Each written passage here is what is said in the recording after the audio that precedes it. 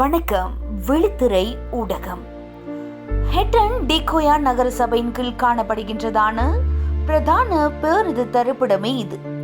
ஒரு நாளைக்கு 1000க்கும் மேற்பட்ட பொதுமக்களின் பாவனைக்கு கீழ் காணப்படும் இப்பேருந்து நிறுத்த பகுதியில் பொதுமக்களுக்கு அசௌகரியங்களை ஏற்படுத்தும் விதமாக அவ்விடத்தில் கவனிப்பாரற்ற நபர்களின் பெருக்கமும் உருவாகின்றது.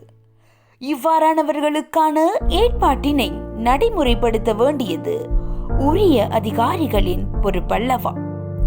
அது மாத்திரமன்றி பொதுமக்களின் பாவனைக்குரிய பொது இடங்களை அசுத்தப்படுத்தும் நபர்களுக்கும் நடவடிக்கைகளை ஏற்படுத்த வேண்டியது காலத்தின் கட்டாயமாகும்.